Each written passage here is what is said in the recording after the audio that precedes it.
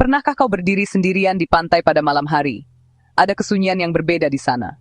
Kesunyian yang tak pernah benar-benar kosong. Ia dipenuhi nafas samudra dan rahasia-rahasia yang dibawa dari kedalaman. Di pantai utara Jawa, kesunyian itu punya nama. Mereka membisikkannya ketika angin jadi dingin dan saat kabut turun dari air. Mereka memanggilnya Dewi Lanjar. Kisahnya bukan sekadar dongeng untuk menakuti anak. Ia bagai bayang yang menari di tepi lampu nelayan dan melodi lirih di balik deru ombak. Sebuah cerita yang memperingatkanmu, bahkan kini jangan menonton sendirian. Udara di sini lebih dari sekadar asin. Ia membawa bobot generasi. Dan doa-doa para nelayan yang melaju ke gelap. Perahu-perahu kecil bagai kunang sendiri di kanvas hitam. Garis pantai membentang jauh, ruang liminal ketika darat menyentuh laut yang tak tertebak. Di sini, kisah seperti ini lahir dan hidup. Mereka hafal irama pasang surut, bau hujan yang datang, dan rasa di udara saat dunia tak kasat mata merapat. Mereka tahu laut memberi, tapi juga mengambil. Hatinya semudah berubah seperti duka yang bergejolak. Atmosfer seolah bersekongkol dalam kisah ini. Bayangkan angin yang melilit tubuhmu, membawa bisik yang samar, menegakkan bulu kuduk. Desis ritmis ombak bukan penghibur, itu hitung mundur. Suara sesuatu yang purba, sabar, dan menanti. Legenda ini tidak bermula dari seorang dewi. Ia bernama Dewi Rara Kuning.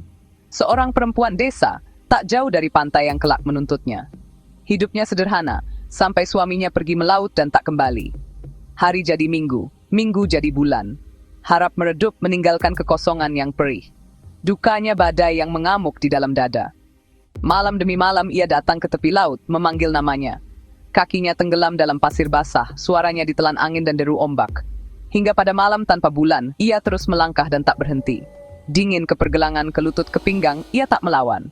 Laut tak merenggut nyawanya, ia menerima jiwanya. Ia diubah. Dari janda yang berduka, lahirlah Dewi Lanjar, Ratu Abadi Laut Utara. Lanjar, janda yang tak menikah lagi, nama yang mengikat asal dukanya.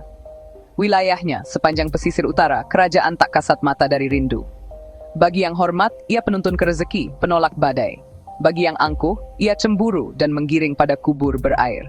Di Pantura, hidup bergantung pada keseimbangan halus. Bukan sekadar kelihayan, jaring kuat, atau perahu kokoh. Ini tentang menjaga hubungan dengan penguasa tak kasat mata. Sebelum berangkat, sesajen kecil diletakkan di bibir air, melati, kenanga, tembakau dan pinang. Bukan upacara megah, tapi pengakuan yang hening. Mohon selamat, jaring penuh, dan pulang ke keluarga. Lupa bertegur dianggap pertanda buruk, mesin mogok, jaring koyak, badai setempat datang tiba-tiba. Di budaya Jawa, doa pada Tuhan berdampingan dengan hormat pada penunggu laut. Diplomasi spiritual demi selamat di wilayahnya. Anak dilarang congkak di pantai, itu halaman depannya. Ombak adalah suaranya. Tradisi ini menanamkan hormat dan rendah hati pada kuasa alam.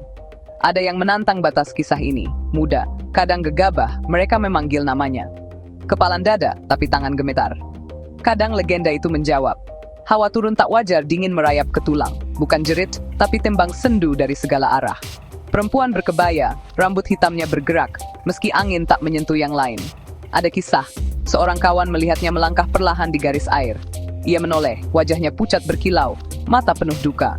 Ia tak bicara, hanya senyum tipis, lalu masuk ke air tanpa riak. Mereka mencari, tak ada jejaknya pasir dingin dan cerita yang enggan dibagi. Pertemuannya tak garang, melainkan syarat melankolia. Ia bukan monster, melainkan duka yang menjelma. Pada akhirnya, Dewi Lanjar lebih dari sekadar cerita hantu. Ia simbol budaya, cermin relasi manusia dan laut. Bagi sejarawan sosial, ia personifikasi alam. Laut memberi rezeki, namun badai merenggut tanpa tanda. Dengan narasi, mereka memahami, bernegosiasi, dan menghormati kuasa ganda itu. Bagi yang lain, kisah ini adalah perekat sosial, menguatkan ikatan, menanamkan hormat dan hati-hati. Ia menyambung kini dengan mereka yang dulu berdiri di tepi yang sama. Bagi pendatang, pantai jadi panggung drama abadi. Desa ombak adalah helaan ratu yang berduka. Lampu perahu bagai para abdi memberi hormat. Lanskap berubah mitis, melampaui foto. Saat kau berdiri di sana, udara malam menyentuh kulit, irama laut mengisi telinga, pertanyaannya tersisa. Apakah ia benar ada, sang ratu gaib, atau metafora untuk duka, takut, dan dahsyatnya samudra? Mungkin jawabnya tak penting. Yang penting adalah gaungnya. Dalam tradisi nelayan, peringatan para tetua dan getar di punggungmu saat sendirian di pantai malam hari. Lalu tanyakan pada dirimu, kau sekadar pendengar, atau desah ombak itu sudah menjadikanmu bagian dari kisahnya?